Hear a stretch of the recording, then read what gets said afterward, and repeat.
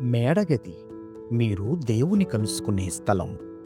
1953 సంవత్సరం నుండి నేటి వరకు, అనగా గత 72 సంవత్సరాలుగా నిరాటంకంగా ప్రచురితమవుతూ 3 తరాల ప్రజలను విశ్వాసంలో అనుదినము బలపరుస్తున్న ధ్యానాలు ఇప్పుడు యూట్యూబ్లో మీకోసం. వీక్షించండి, విశ్వాసంలో దినదినము వర్ధిల్లండి. ఈనాటి మేడగది ధ్యానాన్ని చదువుకుందాం. శనివారం, మార్చి 15, 2025. సేవించుటలోని ఒక పాఠం. ఈనాటి ధ్యానాంశం సేవించుటలోని ఒక పాఠం. ఈనాటి వాక్య భాగంగా మత్తయి సువార్త 25వ అధ్యాయం 31 నుండి 40 వచనాల వరకు చదవండి. ఈనాటి ముఖ్యవచనం. అందుకు రాజు, మిక్కిలి అల్పులైన ఈనా సహోదరులలో ఒకనికి మీరు చేసితిరి గనుక నాకు చేసితిరని వారితో అనును. మత్తయి సువార్త 25వ అధ్యాయం 40వ వచనం.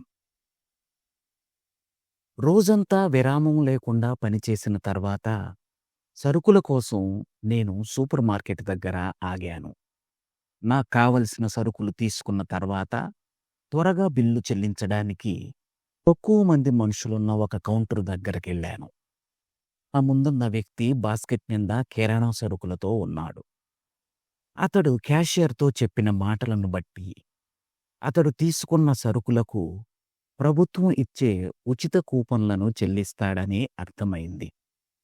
అతడు తీసుకున్న ఒక్కొక్క సరుకును లెక్కలు కొడుతుండగా అది ఎప్పట్లో ముగిసేలా నాకనిపించలేదు. నాకేమో త్వరగా బిల్లు చెల్లించి ఇంటికెళ్ళిపోవాలని ఉంది. చివరికి క్యాషియర్ అతడు తీసుకున్న సరుకుల్లో స్ట్రాబెర్రీస్కి మాత్రం కూపన్ ఉపయోగపడదని చెప్పాడు. ఆ వ్యక్తి మరొకసారి చెక్ చేయమని క్యాషియర్ని అడిగాడు. ఆ క్షణంలో నేను, అబ్బా, మళ్ళీ దీనికెంత సమయం పడుతుందో అంటూ విసుగ్గా ఆలోచించసాగాను. అప్పుడు నా వెనుకున్న వ్యక్తి, అతడు తీసుకున్న స్ట్రాబెర్రీస్ని అతనికివ్వండి, వాటి బిల్లు నేను కడతాను అన్నాడు.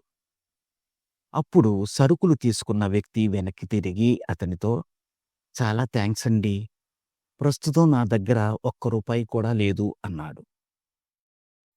నా స్వార్థపూరిత ఆలోచనలు మరియు క్రియల్లో చూపలేని నా విశ్వాసాన్ని బట్టి నాకు సిగ్గనిపించింది.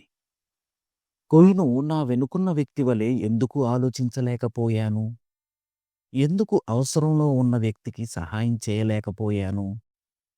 క్రీస్తు మనల్ని ఆదేశించినట్లుగా మనము కనికరం, దీనత్వం మరియు ఇతరులకు ఎల్లవేళలా సహాయం చేసే గుణం కలిగి ఉండాలని ఆ అనుభవం నాకు గుర్తు చేసింది. ఇతరులకు సేవ చేసే అవకాశాలను దేవుడు ఎల్లవేళలా మనకు అనుగ్రహిస్తూ ఉంటాడు.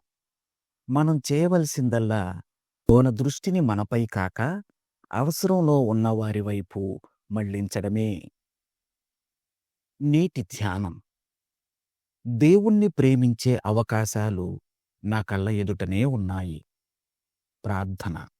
ప్రియమైన దేవా, నిన్ను సేవించుటకును నీవు మా ఎదుట ఉంచిన వారిని కనికరం, దీనత్వం మరియు ఇచ్చే హృదయంతో సేవించుటకును అవకాశాలను మాకు చూపుము.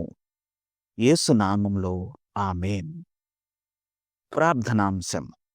కనీసం తినడానికి కూడా డబ్బు లేనివారు. తన అనుభవాన్ని ఈనాటి ధ్యానంగా మన కోసం వ్రాసి పంపినవారు ప్రూడీ పెన్నిక్ ఉల్ఫీ, ఇండియానా, అమెరికా.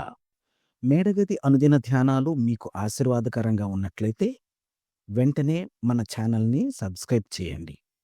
లైక్ చేయడం, షేర్ చేయడం మర్చిపోకండి. దేవుడు మిమ్మును దీవించునుగాక. ఆమేన్.